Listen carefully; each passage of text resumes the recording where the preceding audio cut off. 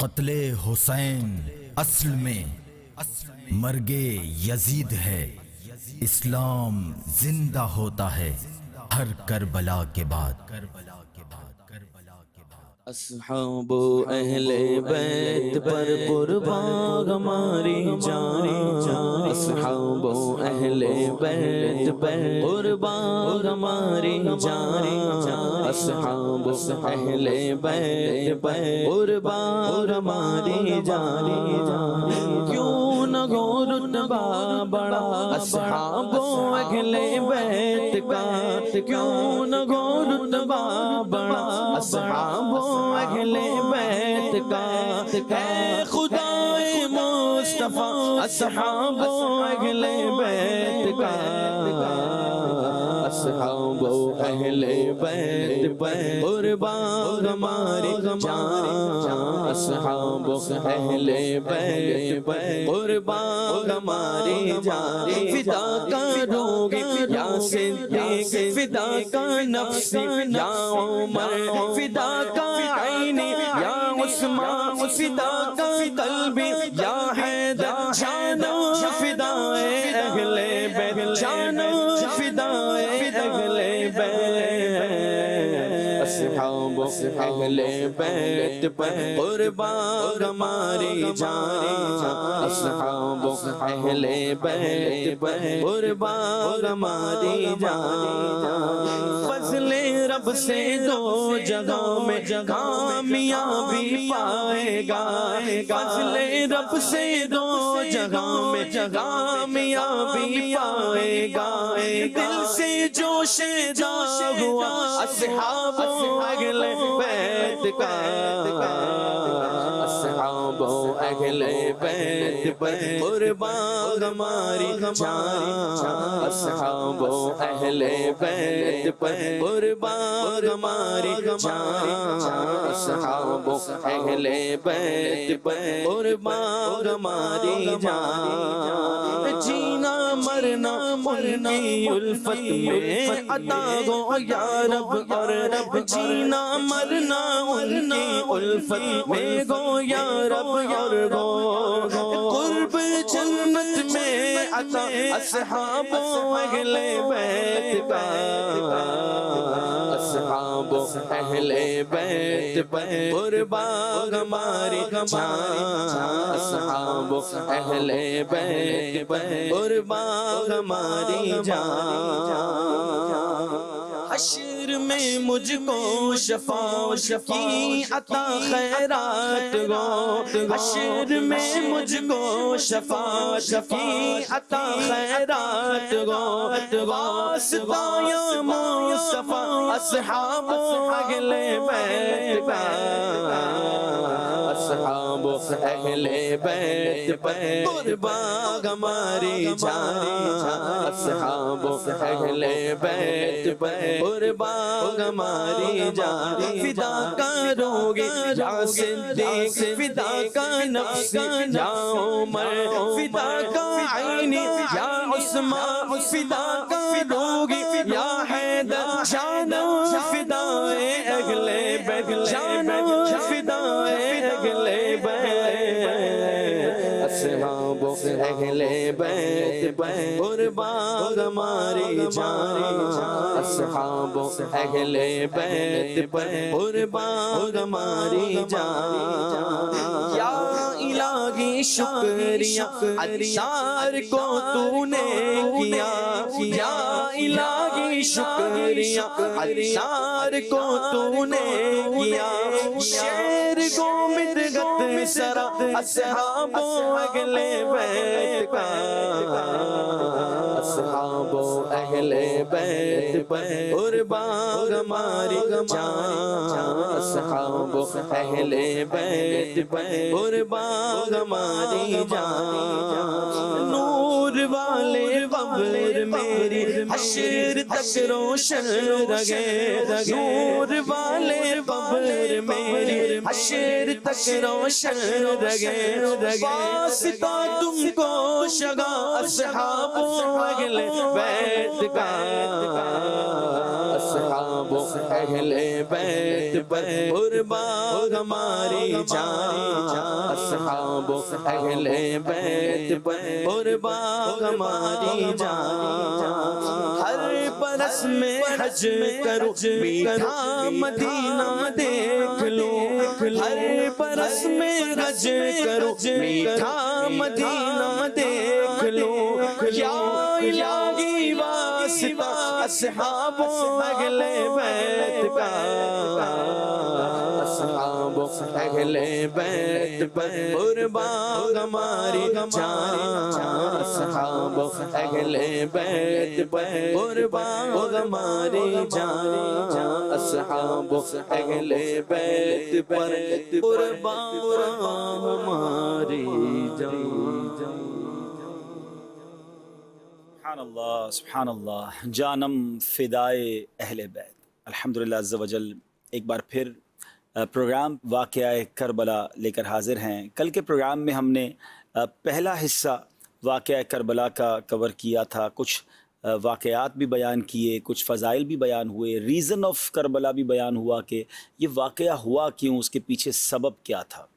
اب ہم مرحلہ وار یہ واقعہ بیان کرتے کرتے وہاں پہنچے تھے کہ امام حضرت مسلم بن عقیل رضی اللہ تعالیٰ عنہ جب کوفہ پہنچے تھے تو آپ کا استقبال بھی ہوا، آپ نے خط بھی لکھ دیا امام حسین کو، مگر کوفے والوں نے آپ کے ساتھ بے وفائی کی، اور جب نماز مغرب کی جماعت آپ نے کی تو پہلے صبح تو 40,000 تھے، نماز مغرب میں 500 نمازی رہ گئے تھے، اور آپ نے جب نماز پڑھائی اور سلام پھیرا تو اب صرف امام مسلم بن عقیل ہی موجود تھے، آپ کے 2 صاحبزادے تو تھے، باقی کوئی بندہ ساتھ نہیں تھا۔ کوفے والوں نے بڑی بے وفائی کی تھی، اور امام مسلم بن عقیل اب تنہا تھے کہ جائیں کہاں، بچے بھی ہیں، اور آپ فرماتے کہ مجھے اپنے سے زیادہ غم اس بات کا تھا کہ میرے خط پر امام حسین اب سفر شروع کر دیں گے اور ان کو کوئی خبر دے دے کہ کوفے والوں نے میرے ساتھ بے وفائی کر دی ہے۔ اب وہ یہ سوچ رہے تھے کہ جب میرے یہ حال کیا ہے، میرے ساتھ دینے کے لیے کوئی تیار نہیں ہے، تو جب امام حسین آئیں گے تو ان کے ساتھ معاملات کیا ہوں گے۔ تو ناظرین، اب یہ دل خراش داستان اس طرح آگے بڑھتی ہے کہ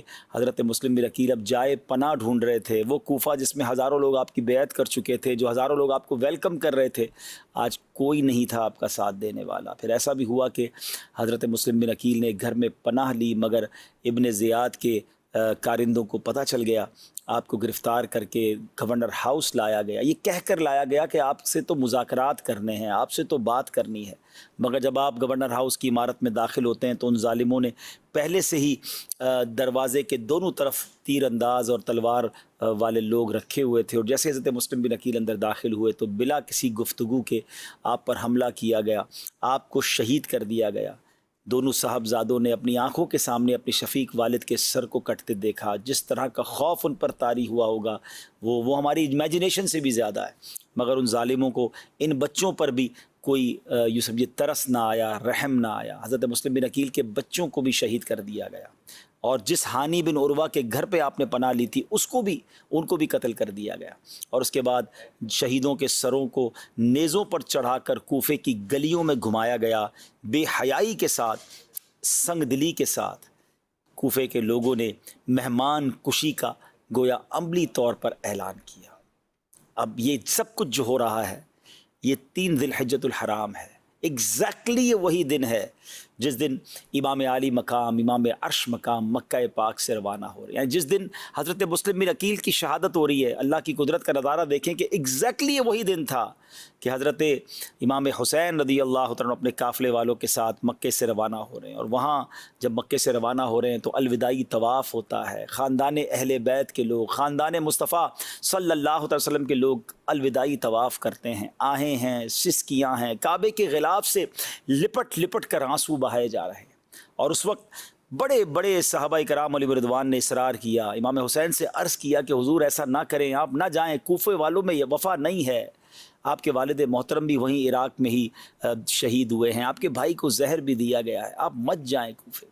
اب اس پہ بڑے بڑے نام ہیں، حضرت ابن عباس، حضرت ابن عمر، حضرت جابر، حضرت ابو سعید خدری اور دوسرے صحابہ کرام رضوان اللہ تعالیٰ علیہم مجمعین نے آپ کو بہت کوشش کی، بہت عرض کیا کہ حضور نہ کریں، آپ مت جائیں، مگر امام حسین کی بھی بات بڑی ویلڈ تھی کہ آپ نے کہا کہ پہلے تو کوفے کے لوگوں نے مجھے خط لکھے ہیں اور ایک دو نہیں سینکڑوں لیٹر آئے ہیں، تو اور وہ چاہتے ہیں کہ وہ میرے ہاتھ میں بیعت کریں، اور پھر میں نے اس بات کو کنفرمیشن کرنے کے لیے امام حضرت مسلم بن عقیل کو بھیجا، وہ وہاں گئے، وہاں ہزاروں لوگوں نے ان کے ہاتھ میں بیعت کر لی ہے، ان کا مکتوب مجھے مل چکا ہے کہ حضرت تشریف لائیے، ایوری تھنگ از کلیئر، سب بہتر ہے، تو پھر میرا نہ جانا کیا ہے؟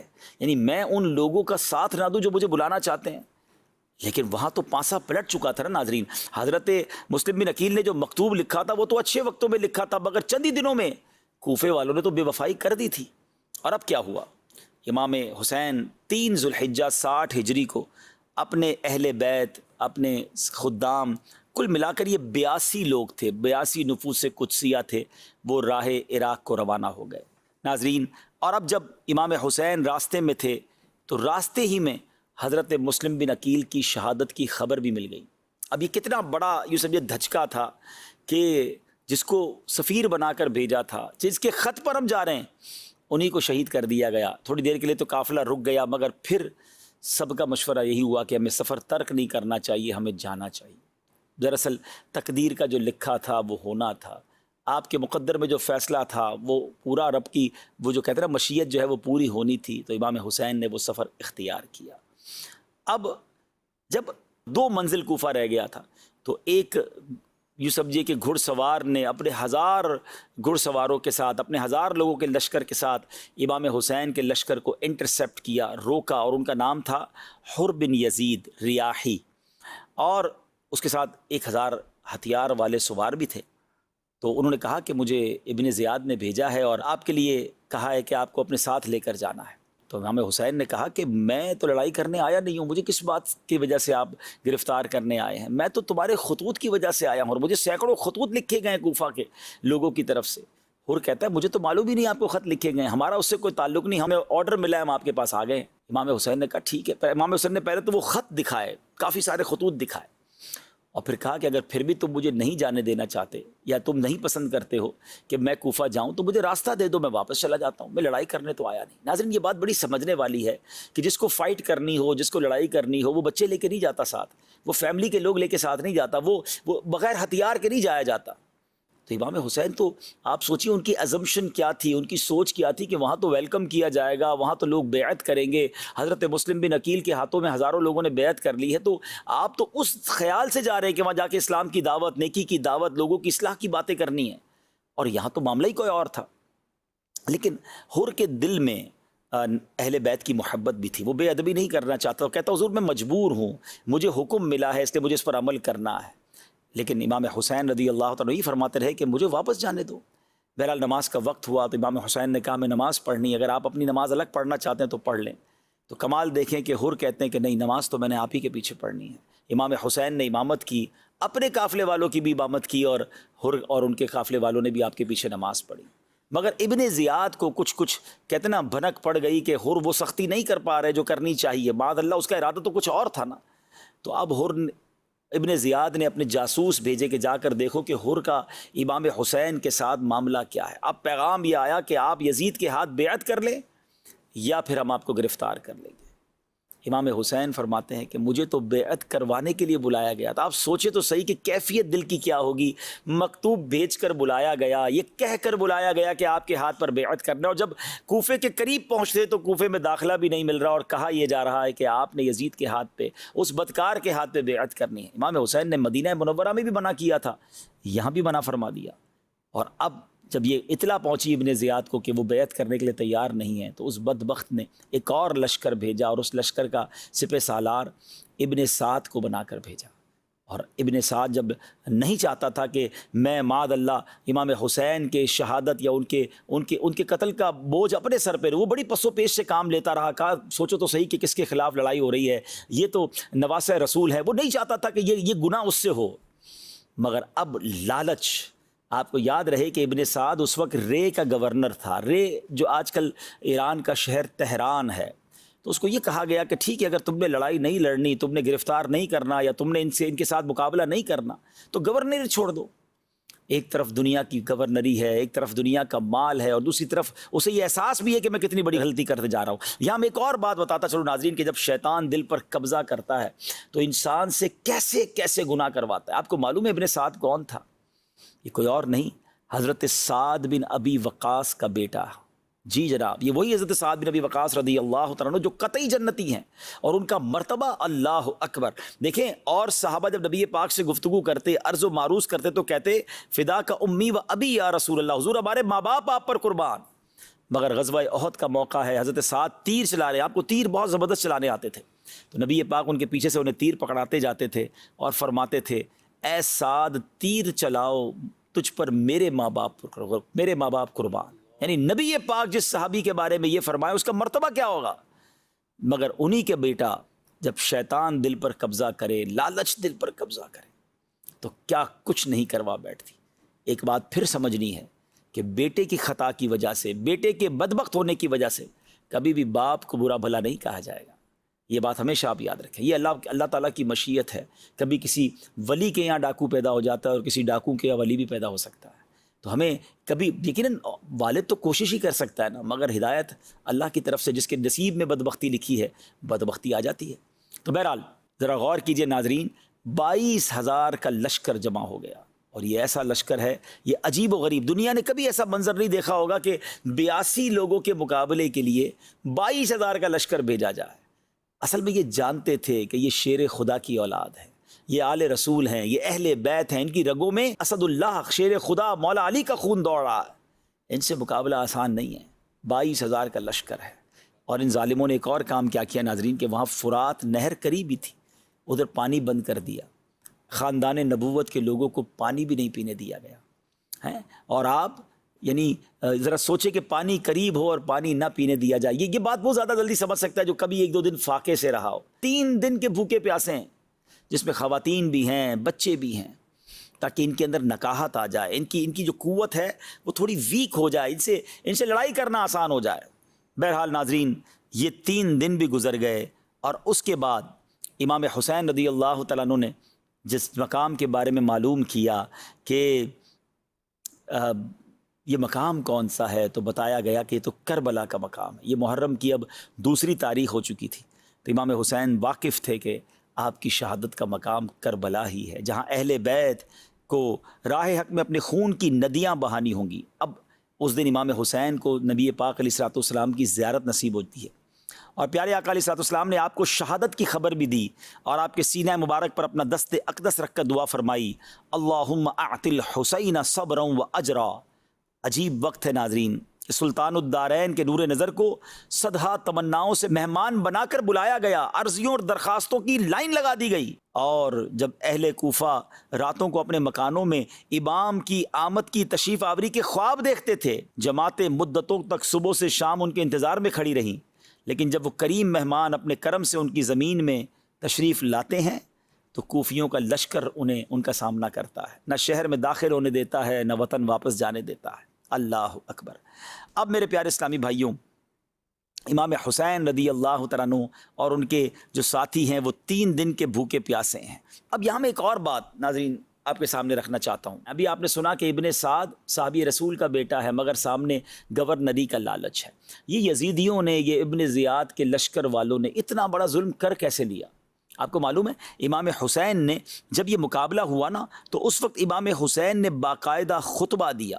جی ہاں، جب 10 محرم کا دن آ گیا تو امام حسین نے جب دیکھا کہ اب یہ مان نہیں رہے، تو امام حسین نے اپنے اس خیموں کے گرد جہاں خواتین تھی خندق کھدوائی اور آگ جلوا دی، تاکہ خیمے کے لوگ جو ہے وہ سیکیور رہیں، عورتوں پر اور بچوں پر حملہ نہ ہو جائے۔ اب امام حسین نے جمعہ کی صبح فجر کی نماز ادا کی، آخری نماز گویا با جماعت ادا کی، بڑی رکت انگیز دعائیں ہوئیں، اور اس کے بعد امام صاحب خیمے سے باہر تشریف لائے۔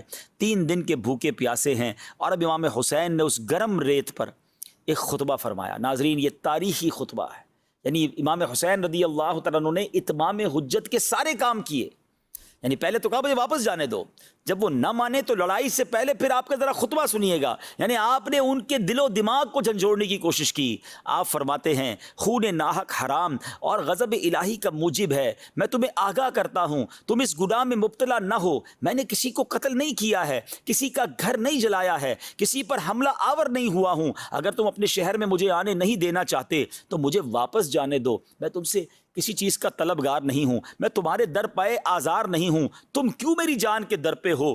تم کس طرح میرے خون کے الزام سے بری ہو سکتے ہو؟ روز محشر تمہارے پاس میرے خون کا کیا جواب ہوگا؟ اپنا انجام سوچو، اپنی عاقبت پر نظر ڈالو، سوچو تو صحیح میں کون ہوں؟ میں بارگاہ رسالت میں نبی پاک علیہ الصلوۃ والسلام کا منظور نظر ہوں، سوچو میں وہی ہوں کہ جن کی محبت کو نبی پاک علیہ الصلوۃ والسلام نے اپنی محبت قرار دیا۔ میرے فضائل تمہیں خوب معلوم ہیں، میرے حق میں بہت ساری حدیثیں وارد ہوئی ہیں، آپ انہیں ڈرا رہے ہیں، انہیں سمجھا رہے ہیں، آپ اتمام حجت کر رہے ہیں۔ آپ کو پتہ ہے ان ظالموں کی طرف سے جواب کیا آیا؟ کہتے ہیں ہمیں آپ کے فضائل معلوم ہیں، معاملہ یہ زیر بحث نہیں، آپ جنگ کے لیے کسی کو میدان میں بھیجیں اور بحث کو ختم کریں۔ اللہ اکبر، کتنے سخت دل تھے، کتنی سخاوت قلبی تھی ان کے اندر۔ امام حسین نے کہا کہ میں تو حجتیں ختم کرنا چاہتا ہوں تاکہ اس جنگ کو دفع کرنے میں میری کوئی تدبیر باقی نہ رہ جائے، اور جب تم مجبور کرتے ہو تو مجبوری اور ناچاری میں مجھے تلوار اٹھانی پڑے۔ ابھی گفتگو ہو رہی تھی تو اب دیکھیں ان بدبختوں کی بدبختی، اور جس کو کہتے ہیں نا کیسا کالا دل تھا، بات ہی اثر نہیں کر رہی تھی۔ تو ایک سوار تھا جس کا نام مالک بن عروہ تھا، اس نے دیکھا کہ حضرت امام حسین کے خیموں کے گرد آگ جلی ہوئی ہے، تو اس بدبخت نے کیا کہا کہ اے امام تم نے وہاں کی آگ سے پہلے یہیں آگ لگا لی ہے۔ استغفر اللہ۔ امام حسین نے بڑے جلال میں کہا اے دشمن خدا تو کاذب ہے، تجھے گمان ہے کہ میں دوزخ میں جاؤں گا؟ یعنی وہ معاذ اللہ امام حسین کو یہ طعنہ دے رہا ہے کہ وہاں کی آگ سے پہلے آپ نے یہاں آگ جلا لی۔ حضرت امام کو اس قدر تکلیف ہوئی، آپ کے ایک ساتھی نے کہا کہ میں اس کا سر قلم کر دوں، آپ نے فرمایا نہیں، میں نہیں چاہتا کہ آج کی لڑائی ہماری طرف سے شروع ہو، کوئی یہ نہ کہے کہ ہم نے تلوار پہلے اٹھائی۔ بہرحال امام حسین نے دعا کی اللہ کی بارگاہ میں کہ اے اللہ عذاب نار سے پہلے اس گستاخ کو دنیا میں آگ کے عذاب میں گرفتار کر۔ اب کیا ہوا کہ وہی شخص جو یہ بات کہہ کر گیا تھا، اس کے گھوڑے کا پاؤں ایک سوراخ میں گیا، وہ گھوڑے سے گرا اور سیدھا خندق میں جا کر گر پڑا، اسی آگ میں جا کر خود جل گیا۔ یعنی امام حسین کی دعا یا دعائے ضرر کیسے قبول ہوتی، سارے یزیدی دیکھ رہے ہیں۔ ایک شخص معاذ اللہ جب حضرت امام نے کہا نا کہ جب اس کی آگ میں چلا گیا تو آپ نے فرمایا اللہ تیرا شکر ہے کہ تو نے اہل بیت کے بدخواہ کو سزا دی۔ تو ایک بدبخت کہتا ہے کہ آپ کو نبی پاک سے کیا نسبت ہے؟ ذرا سوچئے ناظرین، گستاخیاں یہ سب دیکھتے ہوئے بھی امام حسین کو بڑی تکلیف ہوئی، تو آپ نے فرمایا کہ یا اللہ اس بد زبان کو فوری عذاب میں گرفتار کر۔ اس کو فوراً حاجت پیش آئی، گھوڑے سے اتر کے بھاگا، جہاں حاجت کرنے گیا وہاں ایک بچھو نے اسے ڈنک مارا، زہر پھیلا، اسی گندگی میں لت پت ہو کر مر گیا۔ یہ ساری چیزیں آنن فانن اسی وقت ہو رہی ہیں ناظرین۔ اللہ اکبر۔ ایک شخص نے ایک اور بدبخت آ کر کہتا ہے کہ اے امام دیکھو دریائے فرات کیسی موجیں مار رہا ہے، تمہیں پھر بھی پانی نہیں ملے گا۔ اللہ اکبر، اور تم پیاسے ہلاک ہو جاؤ گے۔ امام حسین نے دعا کی اللہم امتہ عطشانا، یا رب اس کو پیاسا مار۔ ابھی امام کا دعا کرنا تھا کہ اس شخص کا گھوڑا بھاگا، یہ شخص اس گھوڑے کو پکڑنے بھاگا، اس کو پیاس غالب ہوئی، اس شدت سے پیاس لگی کہ العطش العطش، ہائے پیاس پکارتا رہا، جب پانی سے منہ لگاتا مگر ایک قطرہ نہ اتار پاتا، اور اسی پیاس میں آنن فانن مارا گیا۔ ناظرین یہ ساری کرامتوں کا جو ظہور ہو رہا تھا، یہ بھی ایک اتمام حجت تھی، یہ بھی ان یزیدیوں کو بتایا جا رہا تھا کہ مت کرو، تم اس سے لڑائی کرنے جا رہے ہو، تو اس پر حملہ کرنے جا رہے ہو، جو ہاتھ اٹھاتے ہیں تو بات پوری ہو جاتی ہے، جو نواسہ رسول ہیں۔ مگر ناظرین پھر بھی وہ نہ مانے۔ اب میں آتا ہوں اس سوال کی طرف، ریزن کیا تھا؟ یہ تو کلمہ پڑھنے والے تھے، یہ تو اللہ کو بھی مانتے تھے، اللہ کے رسول کو بھی مانتے تھے، ان کو یہ حدیثیں بھی معلوم تھی، مگر ریزن کیا تھا؟ پھر کیسے اتنا بڑا گناہ ہو گیا؟ یہ بات آج ہم سب نے سیکھنی ہے ناظرین۔ بات یہ ہے کہ جب شیطان دل پر حاوی ہو جاتا ہے نا، جب لالچ انسان پر قابو پا جاتی ہے، تو پھر انسان ایسے گناہ کرتا ہے کہ دنیا حیران ہو جاتی ہے۔ آج بھی ہم حیران ہیں کہ یزیدیوں کو سمجھ نہ آئی کر کیا رہے ہیں، کہ اللہ کو جواب کیا دیں گے، اللہ کے حبیب کو کیا جواب دیں گے، ساری دنیا لعنت کرے گی ان پر، لیکن نہیں آئی نا سمجھ۔ اچھا یہ ایسا نہیں ہے کہ صرف اس زمانے میں ایسے گناہ ہوئے، کہ آج کے زمانے میں آپ گناہ نہیں سنتے، جرائم نہیں آتے سامنے، 5 سال کے بچے کے ساتھ، 2-3 سال کی بچی کے ساتھ، ہیں فلاں واقعہ تو فلاں واقعہ، کسی نے کسی کے ہاتھ کاٹ دیے، ڈرل کر دیا، لوگ اپنی ماں کا قتل کر دیتے ہیں، اپنے والد کو مار دیتے ہیں. مطلب کبھی کبھی یہ واقعات سن کر جھرجھری آ جاتی ہے کہ کیا کوئی انسان بھی یہ کر سکتا ہے؟ لیکن ہو رہا ہے نا. اس کا مطلب کیا ہے کہ ایک لمٹ ہے ہماری. جب اس لمٹ کو بندہ کراس کرتا ہے نا اور شیطانی کاموں میں اتنا انوالو ہو جاتا ہے، لالچ اتنا غلبہ پا جاتی ہے کہ پھر انسان کی آنکھوں پر پردہ آ جاتا ہے. پھر وہ گناہ کرتا ہے، وہ جرم کرتا ہے جو رہتی دنیا حیران ہو جاتی ہے کہ کوئی کیا انسان بھی اتنا سخت دل ہو سکتا ہے. آئیے میں آپ کو ایک حدیث سناتا ہوں، بات ذرا اور کلیئر ہو جائے گی. پیارے آقا مدینے والے مصطفیٰ صلی اللہ تعالی وسلم فرماتے ہیں، اور یہ ترمذی کی حدیث ہے، 2 بھوکے بھیڑیے بکریوں میں چھوڑ دیے جائیں، وہ اتنا نقصان نہیں پہنچاتے جتنا کہ مال و مرتبے کا لالچ انسان کے دین کو نقصان پہنچاتا ہے. اب سوچیں 2 بھوکے بھیڑیے ہوں بکریوں میں چھوڑ دیں، چیر پھاڑ کر رکھ دیں گے نا. وہ اتنی چیر پھاڑ نہیں کرتے جتنا ہمارا دین برباد ہو سکتا ہے اگر دل میں لالچ ہے، مال کی، دنیا کی، مرتبے کی. آج کس کو نہیں ہے لالچ؟ یہ مال ہی کی لالچ میں تو ملاوٹ ہو رہی ہے نا، دوائیوں میں ملاوٹ. بندے کو یہ احساس نہیں کہ بندہ مر جائے گا دوائی کھا کر، کہتا مر جائے مجھے پیسے چاہیے. مگر یہ پیسے کدھر جائیں گے، کدھر لے جاؤ گے؟ جو ملاوٹ کر کے، ظلم کر کے، ڈکیتیاں ڈال کر، چوری کر کے بیچارہ بندہ تنخواہ لے کے نکلتا ہے، لوگ اس کی تنخواہ چھین کے چلے جاتے. پتہ نہیں کہ وہ پورا مہینہ کتنی بددعائیں دے گا، اس کا حال کیسے گزرے گا. یہ پیسے کیا کرو گے، کیسے کھاؤ گے ان پیسوں کو؟ یہ ظلم کرنے والا نہیں سوچتا جو زمینوں پر قبضہ کر لیتے ہیں، کسی کا مال دبا لیتے ہیں، کسی کا جناب کسی کی چیز ہتھیا لیتے ہیں اور کہتے ہیں میرا کوئی کچھ نہیں بگاڑ سکتا. تمہاری بھول ہے. ہاں یہ یزید بھی یہی کہتا تھا نا. کتنے سال اقتدار ملا اسے؟ 3 سال کچھ مہینے، پھر برباد، ایسی گندی موت مارا گیا. ساری دنیا اسے قیامت تک لعنت کر رہی ہے. تو یہ کیا ہے؟ یہ لالچ اور یہ حرام کی چیزیں کام نہیں آتی.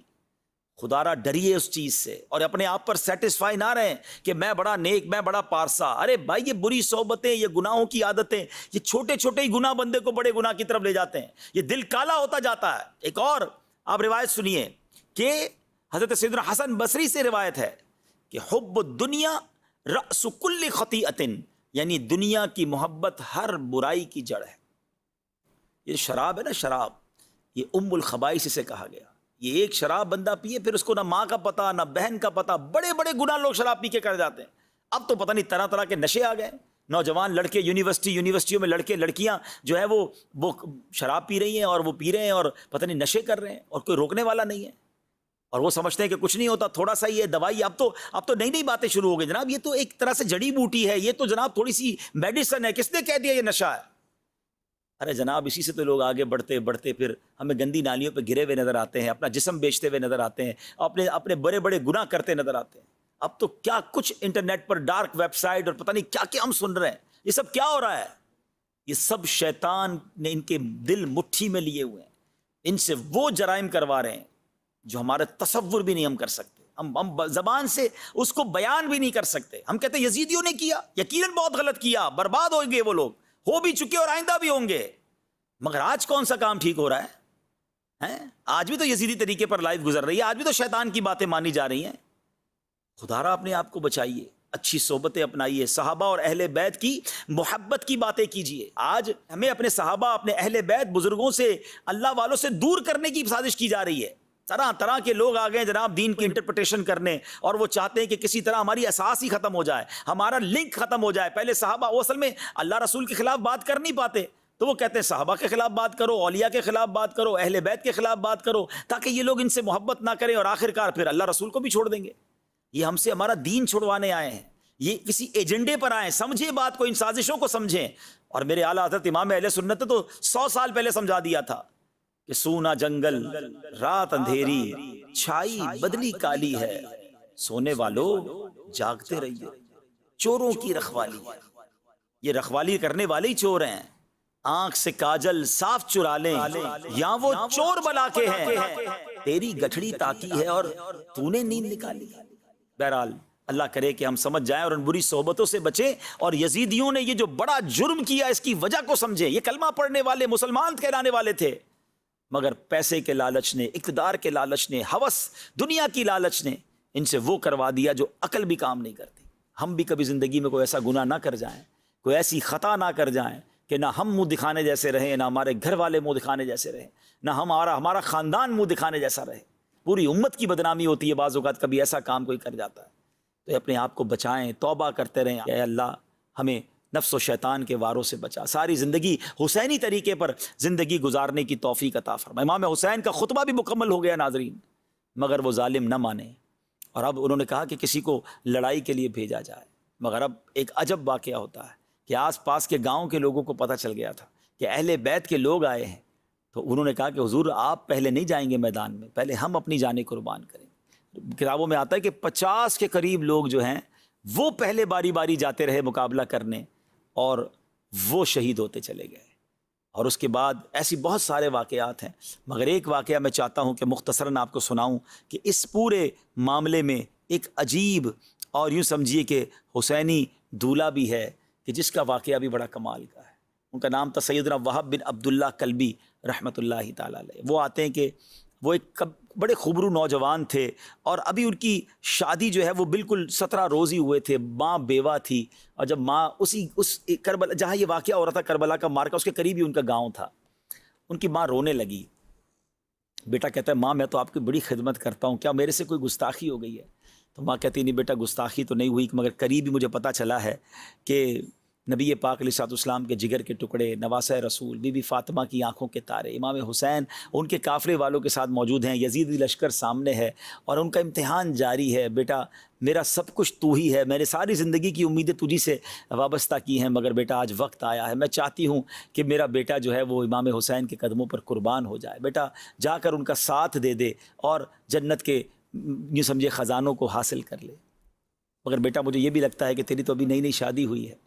سبحان اللہ. بیٹا بھی کیسا کہتا ہے ماں یہ تم نے کیسے سوچ لیا کہ میں اپنی زندگی اور اپنی جوانی کا خیال کروں گا؟ اس سے بڑی میرے لیے کیا سعادت ہوگی کہ میری جان اہل بیت کے قدموں پر قربان ہو جائے. مگر ماں مجھے تھوڑا سا موقع دے دے، میری زوجہ نئی میری بیوی بنی ہے اور میں چاہتا ہوں کہ اس سے کچھ باتیں کر لوں. تو ماں کہتی بیٹا تو اس کی طرف جائے گا، اس کی باتیں سنے گا، عورت تو ناقص العقل ہوتی ہے، وہ شاید تیرے ارادے کو چینج کر دے. تو ماں سے کیا کہتا ہے وہ بیٹا؟ کہتا ہے ماں جو اب دل میں اہل بیت کی محبت جاگی ہے نا، اب وہ پہاڑ تو ہل سکتا ہے، میری نیت یا میری جو قوت ارادہ ہے اب وہ نہیں ہل سکتا، کوئی نہیں ہلا سکتا. اپنی بیوی کے پاس جاتا ہے اور جا کر کہتا ہے کہ اے میری زوجہ نئی شادی ضرور ہوئی، ہم نے بڑے عہد و پیما کیے ہیں کہ زندگی ساتھ گزاریں گے، زندگی کے خوشگوار دن دیکھیں گے، مگر وقت آ گیا ہے قربانی کا. ہمارے گاؤں کے قریب ہی کربلا کے میدان میں امام حسین اپنے لشکر کے ساتھ اپنے قافلے کے ساتھ موجود ہیں اور سامنے یزیدیوں نے ظلم کی آندھیاں بہائی ہوئی ہیں. یہ کیسے ہو سکتا ہے کہ ہم تو زندگی کے مزے اڑائیں اور ہمارے قریب امام حسین اپنے گھر والوں کے ساتھ شہید ہو جائیں؟ تو میں نے ارادہ کیا ہے کہ اس سے پہلے کہ امام حسین اور ان کے قافلے والوں کے لیے کوئی تلوار اٹھے، میں جاؤں اور اپنی جان ان کے قدموں پہ پہلے میں قربان کروں. تو تم بس اپنی زندگی گزار لینا اور مجھے اجازت دے دو. بیوی بھی بڑی فرما بردار ہے، کہتی ابھی تو شادی ہوئی ہے اور ابھی سے آپ نے حوروں کے پاس جانے کا ارادہ کر لیا ہے. میں نے تو سنا ہے کہ شہید ہوتے ہی وہ فوراً جنت میں پہنچ جاتے ہیں. تو ایک وعدہ کیجئے کہ آپ جب وہاں پہنچ جائیں تو میرے لیے بھی ایسی کوئی صورت بنائیے گا کہ میں بھی آپ کے قدموں میں جنت میں حاضر ہو جاؤں. یہ نوجوان اپنی والدہ کو لے کر، اپنی بیوی کو لے کر امام حسین کے قدموں میں آتے ہیں اور امام حسین سے کہتے ہیں حضور یہ میری ماں ہے، بیوہ ہے، میں اس کا ایک ہی بیٹا ہوں اور یہ میری 17 دن کی پرانی بیوی ہے اور ہمارا بڑا پیار ہے آپس میں، مگر آج میں نے نیت کر لی ہے کہ میں آپ کے قدموں میں قربان ہو جاؤں. میں آپ کی طرف سے پہلے میں لڑائی میں حصہ لوں، مگر حضور ایک وعدہ چاہتا ہوں کہ اگر مجھے جنت مل جائے تو میں جنت میں بھی اپنی اس بیوی کو اپنے ساتھ رکھنا چاہتا ہوں، وہاں بھی آپ کے خاندان کی کنیزوں میں اس کو شامل فرما لیجئے. امام حسین نے بڑی دعاؤں سے نوازا. ماں بھی بیٹھی ہے، بیوی بھی بیٹھی ہے اور اس کے سامنے وہ نوجوان امام حسین کے قدم چوم کر تلوار ہاتھ میں لیے یزیدیوں کی طرف چل پڑتا ہے. کیسا منظر ہوگا ناظرین. اور اس نوجوان نے جو کمال شجاعت دکھائی، نہ جانے کتنے یزیدیوں کو واصل جہنم کیا اور آخرکار لڑتے وہ نوجوان شہید ہوا. ان یزیدیوں نے اس کا جو سر ہے وہ اچھال دیا امام حسین کے لشکر کی طرف. بیوی نے اپنی گود میں لیا، اپنے شوہر کے ماتھے کو چوما اور تھوڑی دیر بعد دیکھا گیا تو اس زوجہ کی بھی روح جو ہے اپنے شوہر پر قربان ہو چکی تھی. ناظرین یہ ہیں قربانیاں جو اس حسینی لشکر کے ساتھ وہاں کے رہنے والوں نے دی، اہل بیت کے غلاموں نے دی. کہ کیسے ہو سکتا ہے کہ خاندان نبوت پر کوئی زخم آئے، پہلے ہماری جانیں حاضر ہیں، ہمارے سینے حاضر ہیں. یہ ہے قربانی کی داستانیں جو کربلا کے میدان میں رقم کی گئی. کس شقی کی ہے حکومت، ہائے کیا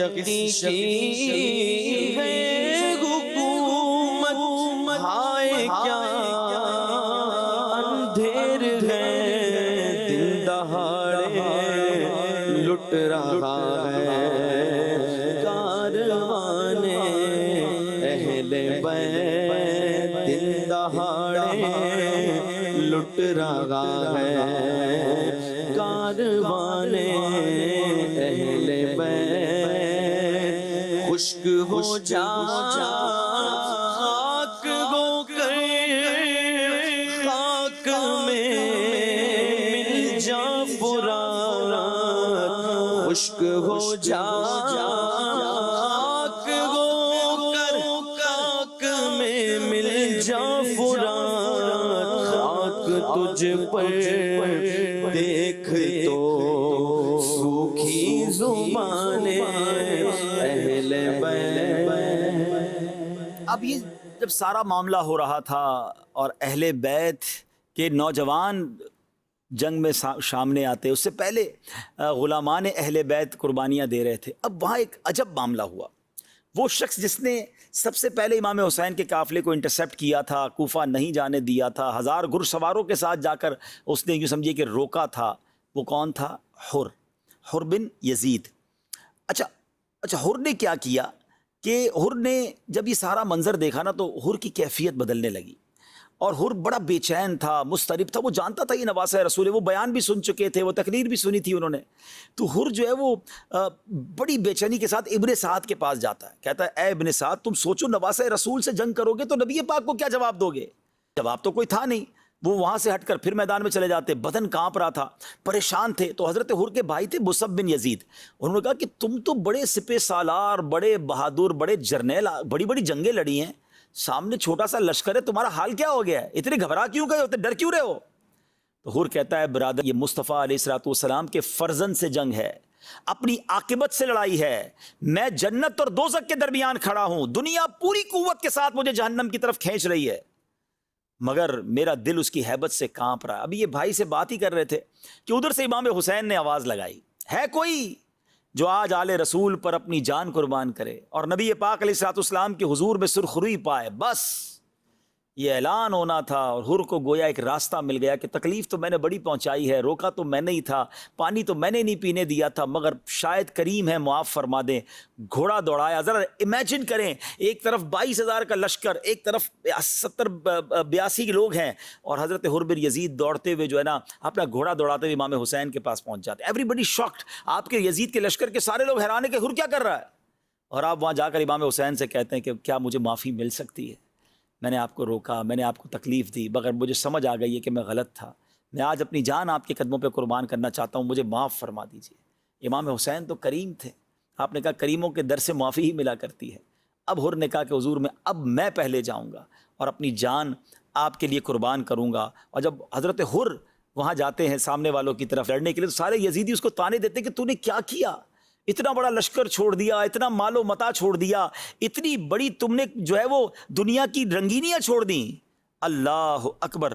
تو حر پتہ ہے کیا جواب دیتے ہیں کہ اللہ اکبر، وہ کہتے ہیں کہ میں یہ خوب جانتا ہوں کہ میں نے کیا کیا ہے، میں نے گلستان رسول کے اس مہکتے پھول پر جان قربان کرنے کی جو ہے وہ نیت کر لی، اور میں جانتا ہوں کہ نبی پاک کی غلامی سے بڑھ کر کوئی دولت نہیں ہے۔ اب جناب حملہ ہوتا ہے، حر کئی لوگوں کو یوں سمجھے کاٹ کے رکھ دیتے ہیں، مگر آخر کار حضرت حر بھی شہید ہو جاتے ہیں۔ ذرا سوچئے کہ اب حضرت حر رضی اللہ تعالی عنہ کہلاتے ہیں، اب حضرت حر کا مزار موجود ہے۔ یزیدیوں کا نام لینے والا کون ہے؟ مگر وہ ایک فیصلہ، وہ ایک ڈیسیشن، وہ ایک رائٹ ٹائم ڈیسیشن تھا کہ یزید کے لشکر سے نکلے اور جنتی لشکر میں شامل ہو گئے۔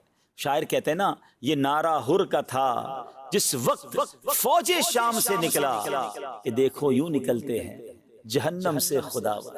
ناظرین، یہاں میں ایک بات کرنا چاہوں گا۔ حضرت حر نے ہاتھ پیر کانپ رہے تھے، گھبراہٹ تھی، جنت بھی ہے، سامنے دوزخ بھی ہے، دوزخ کے ساتھ پیسہ بہت تھا، حرام کے ساتھ بڑا اقتدار بھی تھا، بہت مزے بھی تھے لائف کے، سامنے شہادت تھی، انہیں پتا تھا کہ میں بچوں گا نہیں، میں اگر سامنے چلا گیا امام حسین کی طرف گیا تو وہاں شہادت ہی ہے، مگر انہیں پتا تھا کہ یہاں جی گیا تو مر جاؤں گا، وہاں مر گیا تو جی جاؤں گا۔ یہاں بچ گیا تو مارا جاؤں گا قیامت کے دن، وہاں اگر مارا گیا تو قیامت کے دن بچ جاؤں گا۔ یہ ڈیسیشن لیا انہوں نے، اور کیسا ڈیسیشن لیا کہ آج ساری دنیا ان کے گن گاتی ہے۔ ہم میں سے کئی لوگ ایسے ہوں گے، ذرا غور سے سنیے گا، جو اس وقت شاید ملتی جلتی کیفیت میں ہے۔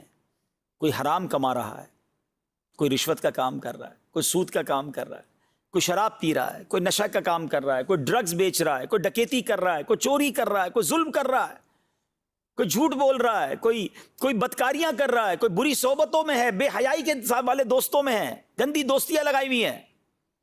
کبھی کبھی دل میں خیال آتا ہے، مسلمان تو ہے نا، یار چھوڑ دیتا ہوں، غلط ہے، اللہ کی طرف چلتا ہوں۔ پھر شیطان کہتا ہے نہیں چھوڑ کے جائے گا تو پھر مزے ختم ہو جائیں گے، پیسے ختم ہو جائیں گے، زندگی کی رونق ختم ہو جائے گی، ڈیسیشن نہیں لے پا رہا، کشمکش میں ہے۔ حضرت حر کے اس فیصلے کو یاد کیجئے ناظرین، کیا شاندار فیصلہ کیا، چند قدم کیا چلے، وہ یزیدی سے حسینی بن گئے، وہ یزیدی سے رضی اللہ تعالی عنہ بن گئے، جن کا کوئی نام لینے والا نہیں تھا آج ساری دنیا ان کا نام لینے والے بن گئی۔ کیوں؟ کریکٹ فیصلہ کیا، رائٹ ٹائم پر فیصلہ کیا۔ ہم میں سے بہت سارے لوگ ہیں جو صرف سوچ ہی رہے ہیں، چھوڑ دوں گا یار، تھوڑے دنوں بعد چھوڑ دوں گا، شراب کا کام چھوڑ دوں گا، رشوت چھوڑ دوں گا، سود چھوڑ دوں گا، غلط کام چھوڑ دوں گا، چھوڑ نہیں رہے۔ اور کہیں ایسا نہ ہو یہی بری عادت لے کر قبر میں چلے جائیں، موقع ہی نہ ملے چھوڑنے کا۔ کیا آج میں اور آپ یہ فیصلہ نہیں کر سکتے؟ This is the right day for the right decision۔ بہترین موقع ہے اچھا فیصلہ کرنے کا۔ آؤ نا آج فیصلہ کر لیں کہ میں چل پڑتا ہوں اللہ کی رحمت کی طرف، میں چھوڑ دیتا ہوں حرام چیزیں، میں چھوڑ دیتا ہوں حرام کمائی، میں چھوڑتا ہوں حرام صحبتیں۔ تم ایک کام غلط چھوڑو تو صحیح، وہ رب کی رحمت تم پر برسنا شروع ہو جائے گی، حلال کے دروازے کھل جائیں گے، سکون کے دروازے کھل جائیں گے، برکت کے دروازے کھل جائیں گے۔ کب تک سوچتے رہو گے کہ کروں یا نہ کروں؟ ارے کر لو آج۔ آج حضرت حر کا وہ پیغام، کربلا کا میدان ہم سب کو پکار رہا ہے کہ آ جاؤ اللہ کی طرف، چھوڑ دو یہ برے کام۔ بلکہ اگر مجھے کوئی غیر مسلم بھی سن رہا ہے نا، میں تو اس کو بھی دعوت دیتا ہوں، آ جاؤ اسلام کی طرف، آ جاؤ میرے اللہ کے دین کی طرف، یہی راہ نجات ہے، یہی آخرت کے لیے تم سب کے لیے بھی۔ ایسے مجھے معلوم ہے کہ کئی لوگ ہیں جو مسلمان نہیں ہیں مگر کربلا والوں سے محبت کرتے ہیں۔ اگر کربلا والوں سے محبت کرتے ہو تو ان کے خدا سے بھی محبت کر لو نا، وہ جس کا کلمہ پڑھتے ہیں اس نبی کا کلمہ بھی پڑھ لیجئے نا، آ جائیے۔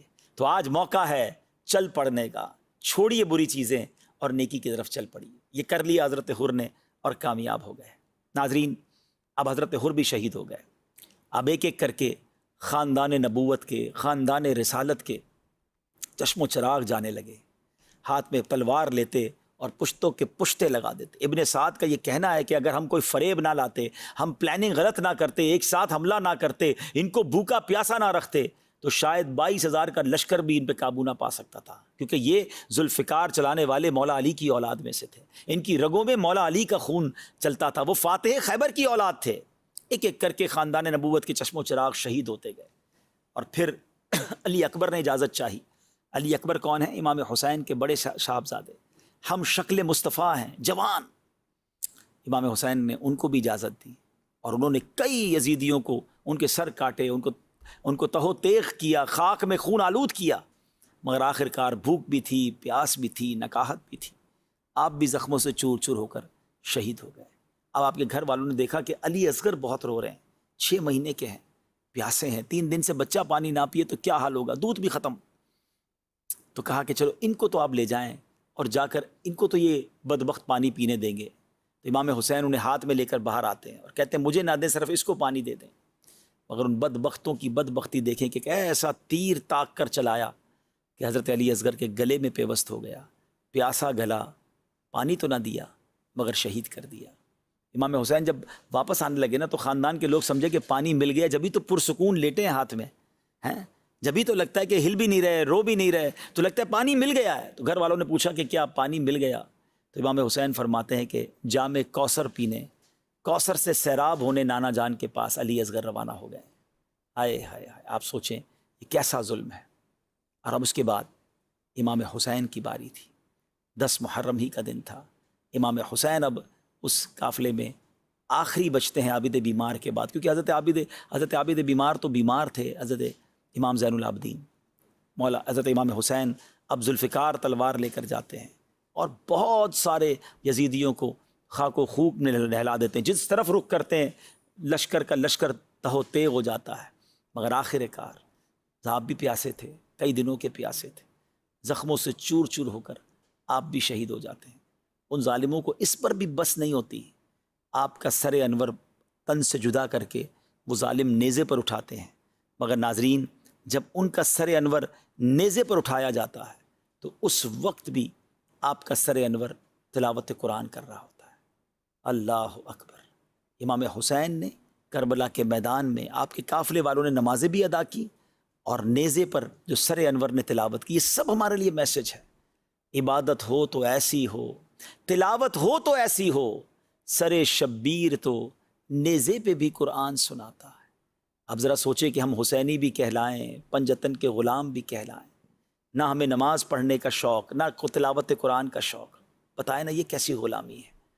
امام حسین تلوار کے سایوں میں نماز پڑھیں، ہم اپنے بیڈ روم میں رہیں اور ہماری فجر کی نماز قضا ہو جائے، ہم آفس میں جائیں تو ظہر عصر مغرب قضا ہو جائے، ہم دوستوں میں جائیں تو عشاء قضا ہو جائے۔ یہ کیسی حسینیت ہے، یہ کیسی پنجتن پاک کی غلامی ہے۔ ان کا سر انور تو نیزے پہ تلاوت کرے اور ہمیں تلاوت قرآن کرنا ہی نہ ہے۔ یہ بڑی تعداد ہم میں وہ ہے جو پورا سال قرآن نہیں پڑھتی ہے۔ نہ کرے ناظرین ایسا، خدا را حسینیت اگر حسینی واقعی بننا ہے نا تو نماز کے پابند بنے، قرآن کے پابند بنے، ظلم سے دور رہیں۔ یزیدی ظالم تھے نا، ہم کہتے ہیں ہم ظالم نہیں ہیں، ہم سمجھتے کسی کا قتل کرنا ہی ظلم ہے۔ ارے کسی کو برا بھلا کہنا بھی تو ظلم ہے، کسی کا دل دکھانا بھی تو ظلم ہے، کسی کا مال دبا لینا بھی تو ظلم ہے، کسی پر روب جمانا بھی تو ظلم ہے۔ ظلم کی تو بہت ساری قسمیں ہیں نا۔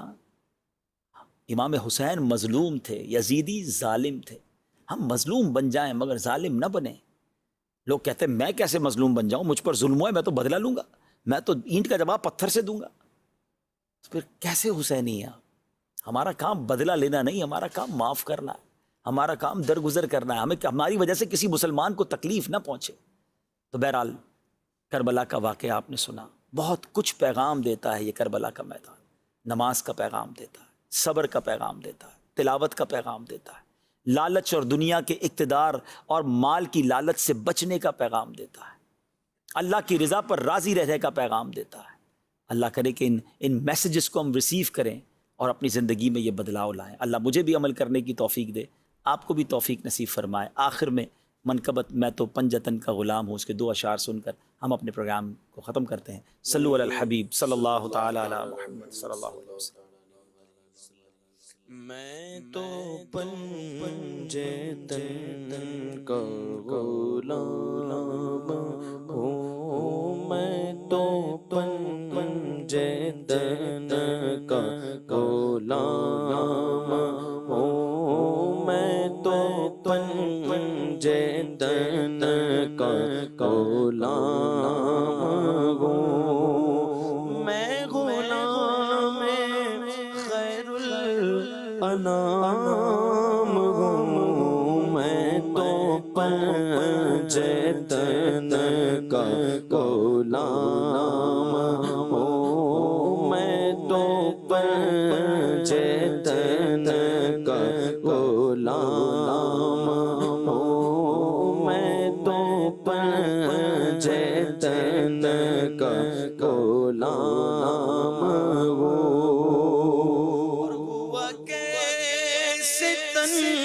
سے وہ سر جدا جگہ عشق گو بگی کربلا میری بات اون کی بات گئے میرے سامنے وہی ذات گئے، وہی جن کو شیر خدا کہے، جنہیں باب صلی علی کہے، وہی جن کو آل نبی کہے، وہی جن کو ذات علی کہے، وہی پختہ ہے میں تو